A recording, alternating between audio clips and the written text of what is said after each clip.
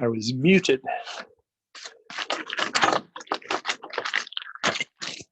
How are you?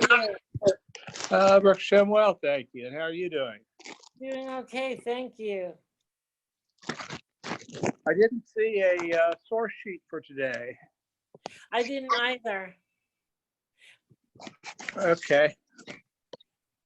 And we had gotten through. I'm trying to prop my phone up here so I can.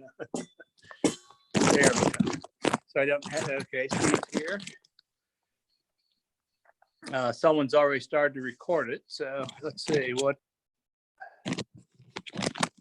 All right. Let me. Whoops. Stop that. Okay.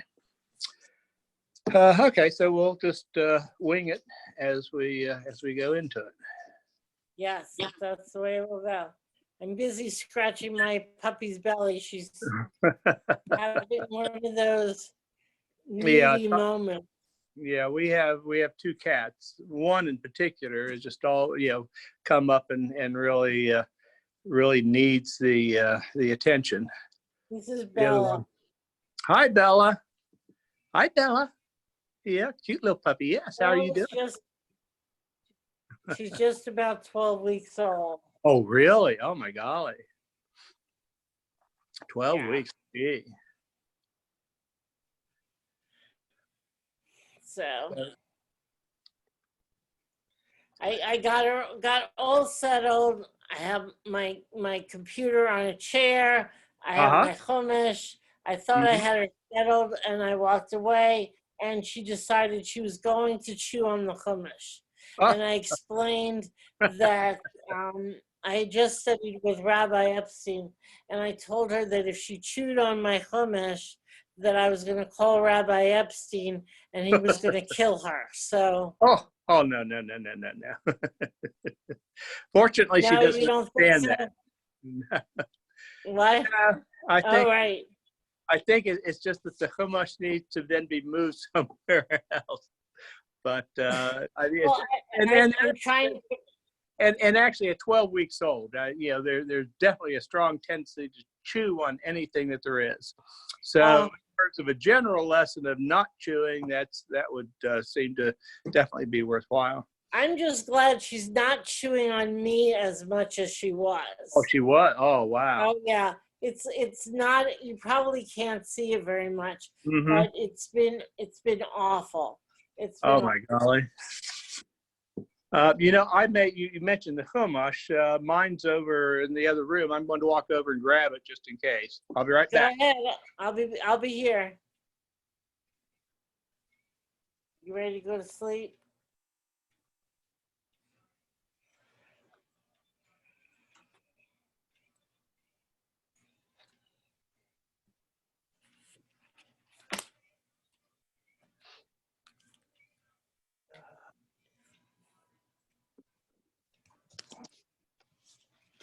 All right, now I think I'm prepared. As much as it is. Yes, Bella. Yeah. Depending upon where I'm going to the. Did you go to the program the other night at see the program the other night at Tiferet Israel? I didn't. It was nice. Yeah, it was nice. There's another thing. I think today's Wednesday. I think tomorrow night. Is there another program somewhere? I'm not sure. There and I would let me. I don't know that I have everything on my calendar. I tried to put things on my calendar as a reminder, and I still miss them.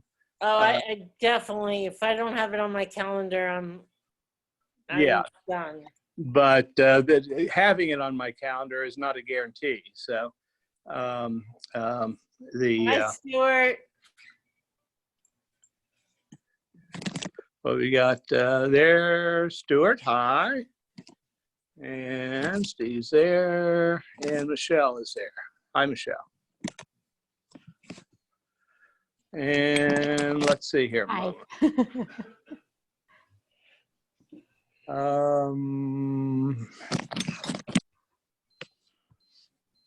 Hey, Fred. Yeah. Were there any resource I did not see it. references? Okay, I good. did not see it. No. Okay. So we just pulled out our chumashes just in case. Yeah, right. I got that. How's it going there, Stuart? Fine. How about you guys? Good. Is the patio done? No. The tiles that we want, you can't get, and the ones that I really want are way too expensive, so. There you go. Mm-hmm. Well, that's a perfect way of getting out of it. Yep. Not out of it yet, don't worry. He's going to have to go out to the quarry and I'm gonna make them myself, right. see if we can find anything in the liturgy in terms of how the actual mining was done for the pyramids. Are you talking about biblically? Biblically, we're gonna figure it out. Yep. That'll be like when everything's better, it'll be a class project. You got it. All right, we'll wait a minute for a few more people to log on if they're going to. And I do have a conflict that begins at about 1 or so. So I'm going to try to keep this class to a half an hour so that I can jump on to my other obligation for today. So we'll wait a minute or two to get started. Hope everybody is continuing to do well and find safe harbor in their homes. Yep. Yes, thank you. And so there was no source sheet? No, it was, this class, I don't think you'll need the source sheet. I'm going more for the concept. Okay. If you have a chumash available, if you want to, I'll announce where the sources are. You can take a look if you want to keep up with me. But I'm going to try to do something that hopefully will be meaningful and will enhance our understanding of some very difficult topic in the Torah. All right. I already expect it will. So. Okay. So let me first, I'll tell you what it is that I want to attempt to do today. Last week, Monday, seems like last week, Monday, we took a look at the concept of Tazria Mitzora, the Mitzora, and we wanted to understand we took a deep dive in to look at the idea of the Mitzora, Motzira, not being the evil talk or evil attitude that one exudes, which according to most of the rabbis is the cause for tzora'at. Our behaviors, right, in particular our haughtiness, our evil speech, our gossip, that's the classic understanding, not limited to that as well. I looked at it from the perspective of motzira, that we need to do is remove those underlying characteristics and attributes that are embedded deep within us, in our hearts, in our psyche, in our spiritual and attitudinal, psychological makeup, which creates a type of personality that sins and does things that shouldn't be done. And the idea of the nega, the affliction of tzora'at, is both to key us in, to wake us up to that reality, and to hopefully spur us to do that deeper dive and remove that ra, to be motzi that ra from within. Okay, that's what we discussed on Monday. Today, I want to go on a much broader sense. I want to try to give you a perspective on the concept of tuma. Tuma is a very, very difficult word to translate. It's a very difficult word for us in the non-biblical or non-temple times to understand what it really means, the idea of tuma and tahara.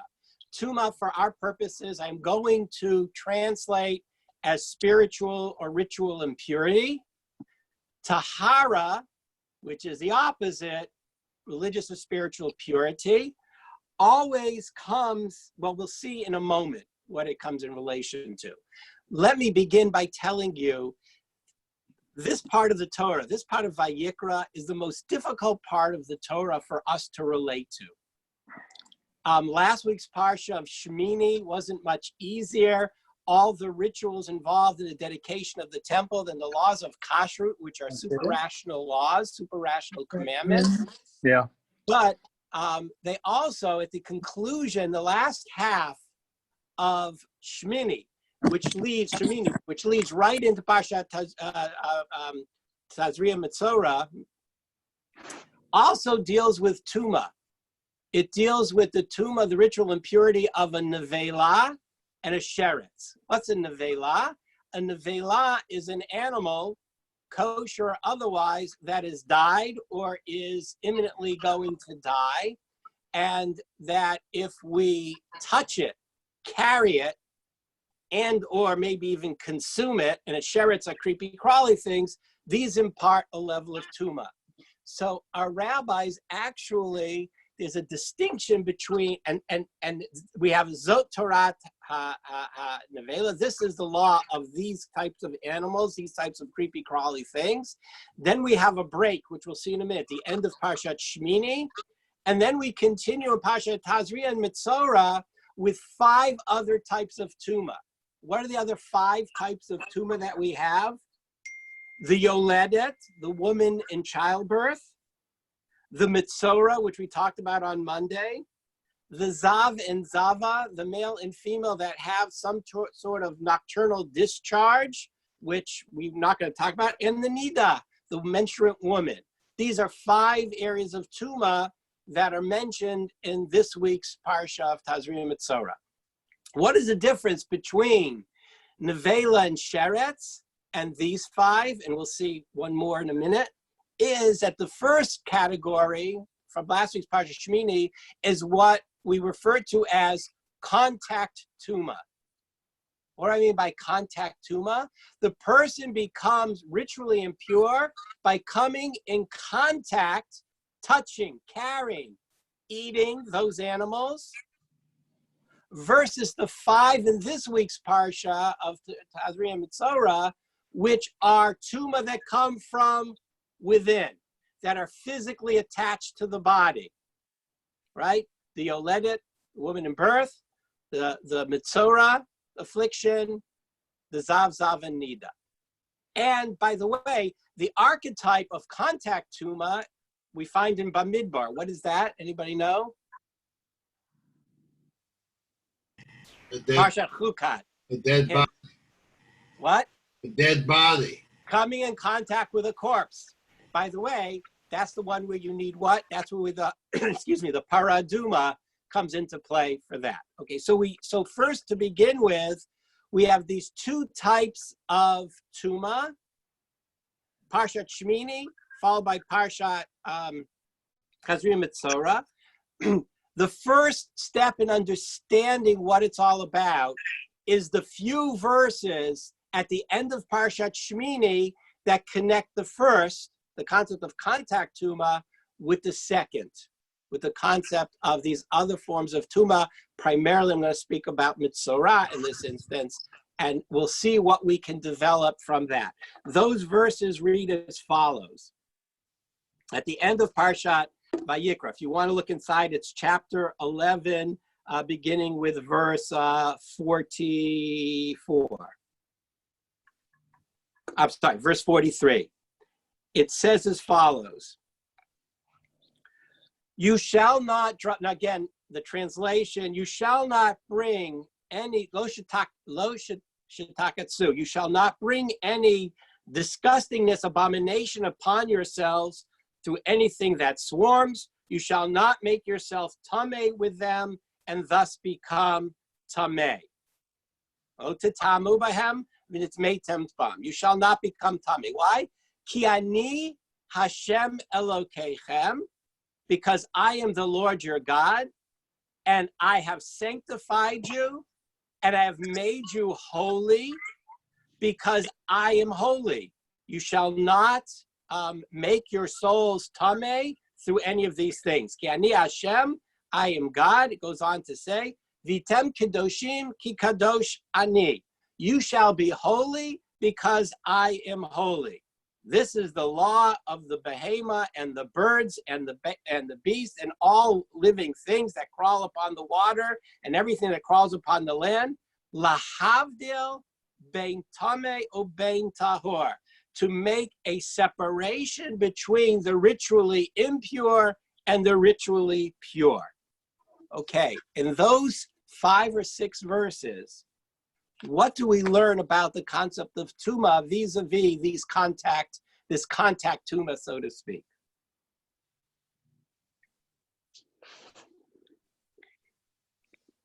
Lahavda, what does tumah do to us?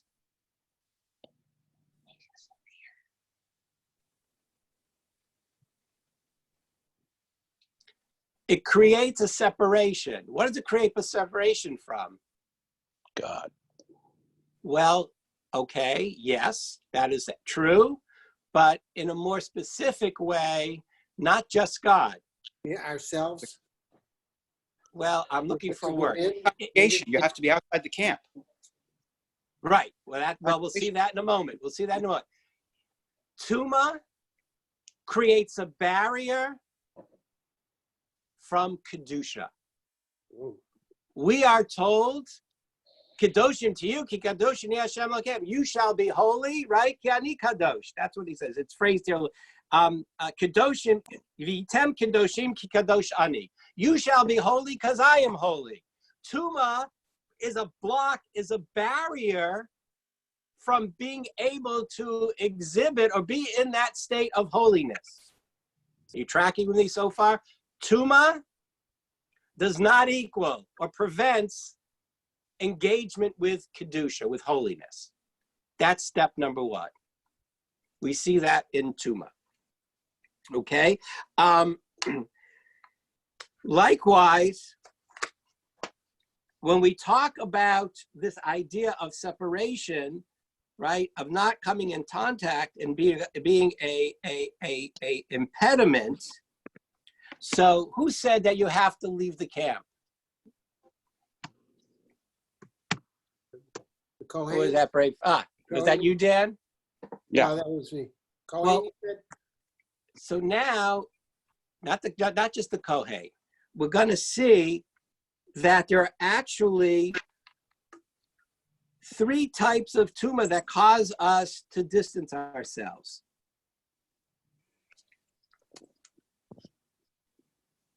I mentioned 3 examples. I mentioned the contact tumah. For here, we'll use the tameh mate, which is the archetype which we find in Bamidbar, coming in contact with a corpse. The second is the zav, the person who has a nocturnal emission, and the mitzorah. So let me point out something to you.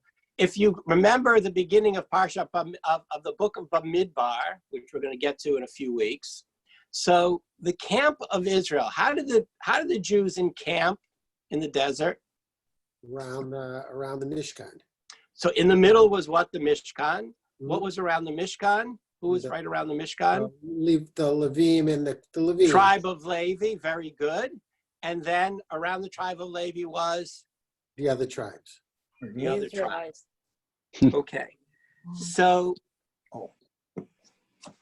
we have different levels of tumah that create a deeper separation from levels of kedusha. So in other words, somebody who is tameh mate, someone who came in contact with a dead animal or a dead body, their tumah prevents them in the time of the Bible from entering into the Azara, the courtyard of the Mishkan.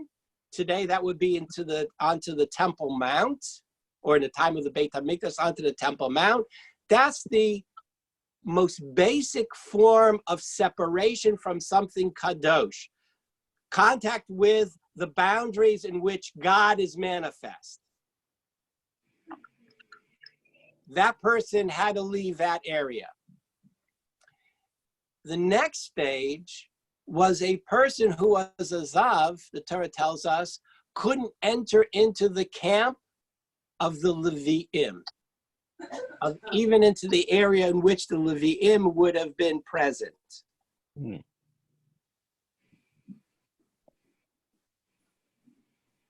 That would hold true for the Zav, the Zava, and the Nida. The Mitzorah was even one further step removed. The Mitzorah was ostracized even from the level of Kedusha that existed just amongst the Jewish people in their own encampment. That person had to be sent all the way outside of the camp of Bnei Yisrael. Okay, so we see these three different levels of Tuma, one more intense than the other, the intensity creating a further distance and separation, right, from any level of Kedusha. So any type of Tuma was enough to keep me from being in contact with the area where God, let's say, the boundaries in which define God. And then the next level, the boundary defines the Levi'im and what they did in preparation for serving God inside those boundaries. And finally, the Mitzorah was at such a level of Tumah that even being amongst Bnei Yisrael was not allowed. So we have different levels, intensities of Tumah that separates from different levels of Kedusha. That's step number 2. You with me on that? Okay. So now comes the question, the process, I'm going to use the Mitzorah here as the example now. We're going to see an amazing, amazing parallel in the ritual for the purification of the Mitzorah. I'm going to read you this passage.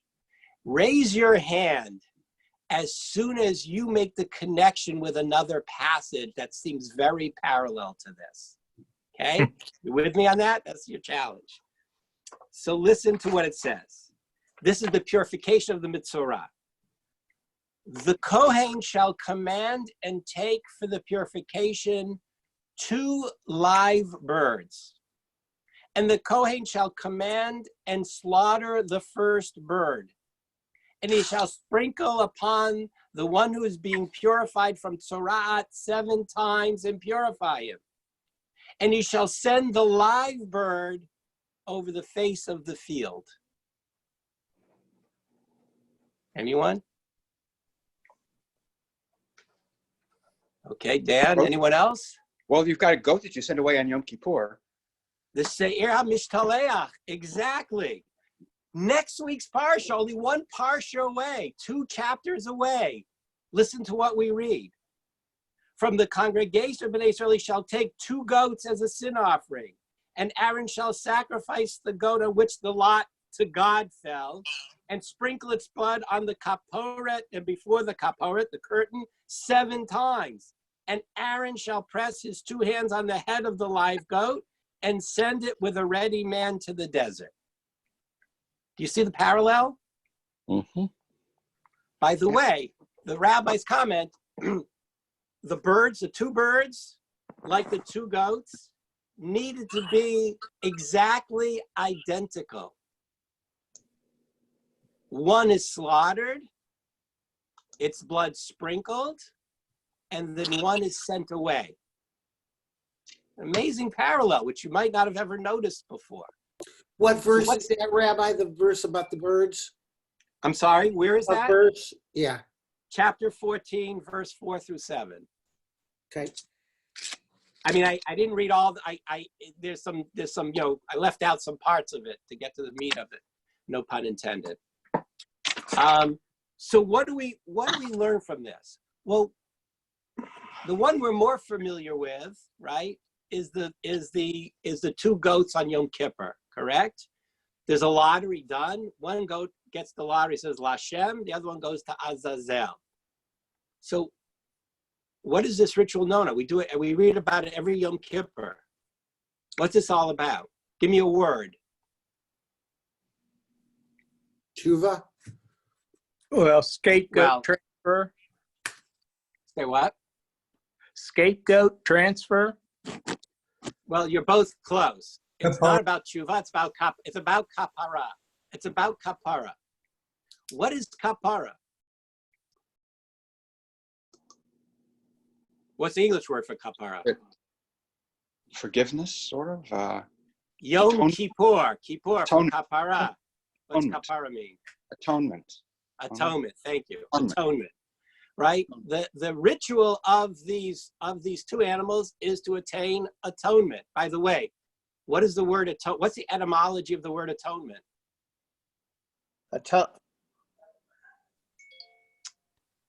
Separated into several words. Atonement is at one-ment. One-ment, yeah. We are seeking at one-ment with God, right? Why do we need at one-ment with God?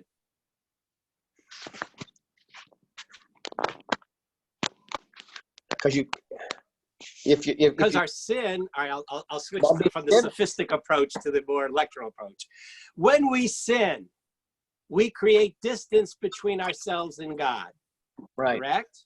Mm-hmm. And the way that we rectify that is we do the process of teshuvah, right? We do teshuvah, God atones. When we repent, literally teshuvah means to return. When we turn and orient ourselves back towards God and take the steps that we need to step, God accepts us with atonement. Apparently, there's some type of kapara associated with tuma as well. Now, one difference primarily between the comparison between the passage of the goats and the birds is that sin is based on our actions or our inactions, whether we do them intentionally or not intentionally. Tuma can sometimes not be an intentional act. It can just be something that comes upon us, so to speak. Particularly some of like the Zav Zava Nida. It's not like we did anything willful or even it's part of the nature of our being. So, but what the Torah tells us is that when we are in a state of Tuma is antithetical to Kedusha. We cannot fully express ourselves as an Am Kadosh, as a holy people, when we are in a state of Tuma. And remember, there are different levels. There's different levels of ostrification. Therefore, we need this process of purification. Now, one thing that's very interesting, I want to share with you a word. So the Torah teaches us that part of the purification process is the sprinkling of the blood that we sprinkle over from these birds. And this sprinkling is known in Hebrew as chitoi, vichateh, different variations of the word chitoi. Do you know what chitoi is in modern Hebrew? Chitoi in modern Hebrew means to disinfect. Michelle, you hear me on that one? To disinfect. That sometimes, unlike sin in which we are always an active partner, knowingly or unknowingly, we actively sin.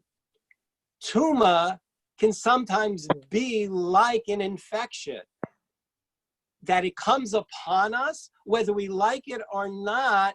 It creates an inability to fully engage our spiritual being. We cannot be fully actualized spiritual beings. And we are prevented, therefore, from entering into certain domains that require certain level of spiritual purity or awareness or wholeness, if you will. So it's rather than like sin of cause and effect, it's more like it's more like an infection that has to be disinfected. So how do we do it? Certain types of tuma, what do we do? Immersion in mikvah. And sometimes it's immersion in mikvah with the sprinkling of blood. which comes from a particular korban or way of bringing it. So this whole idea of tuma as a spiritual barrier from being able to engage our full spiritual being vis-a-vis kedusha, vis-a-vis holiness, is what we need, is what we're seeking to purify ourselves from. So that's why the Torah uses, for sin, we use the term kapara tomin. For tuma, we use the word purification. That's why the word tahara comes into it. Lahavdil ben hatamei lahatahor, to separate between that which has created distancing but vis-a-vis tuma, not vis-a-vis my sinful actions. Now, a sinful action may have led to tuma, but the tuma is something, it is simply a status. And in order to separate from the status of tuma, we have to go through a process of tahara, of purification, of disinfection, if you will, spiritual disinfection, in order to then fully engage the various levels of kedusha, of spiritual sanctity, that God has made available to us. And we need to aspire to that, because the verse says it over and over again in the Torah. V'yitem kedoshim ki kadosh ani Hashem Elokeichem. You need to be holy, because I, the Lord your God, am holy. So therefore we see that this concept of tuma, unlike sin, is something that either comes upon us through contact or comes upon us from within, but it's a status issue as opposed to a moral, ethical issue. Sin creates moral and ethical distancing from God. Tumantara creates more of a undefinable spiritual barrier from our being able to fulfill, actualize our true spiritual selves. I hope that was somewhat meaningful for you to try to make that distinction. If you have time, you might want to look at the two passages yourself. In the one in Mitzorah can be found chapter 14 and 15, where it talks about the ritual with the birds, 14, 1 through 8. And then you can look at the first chapter of Acharimot, chapter 16, and you can compare for yourselves the ritual of the two birds and the two goats. Oh, Any thoughts or comments? No, thank you, Rabbi. I'm also losing my voice. Like, these allergies are getting to me. So, all right, how's everybody faring? Good. Okay. okay. Could you just say Acharimot, which chapter? Chapter 16, chapter 16, verse 1 through 20, approximately. So it's this week is going to be Acharimot. No, this week is Tazria Mitzorah. Next week will be Acharimot Kedoshim. Oh, I read ahead. Okay, so it's Mitzorah. Tazria Mitzorah is this week's parsha. Oh, okay, I already did it. Okay, Right. so I'll read it again. Okay. Very good, very good. All right. Thank you very much, Rabbi. I apologize for being brief. I have to get on an RCA Zoom. I apologize. I wish everyone a good day. Again, I'm reminding everybody, we'll send an announcement again tomorrow night at 8 o'clock. A wonderful lecture by Ari Kinsberg related to Yom HaShoah on the spiritual resistance and heroism in the time of the Shoah. He has documents that he has access to that he's going to share with us. I encourage everybody to please log on tomorrow night, 8 o'clock. See you there. All right, everyone have a good day. Rabbi. Yeah, Rabbi, thank you. Thank you. Bye.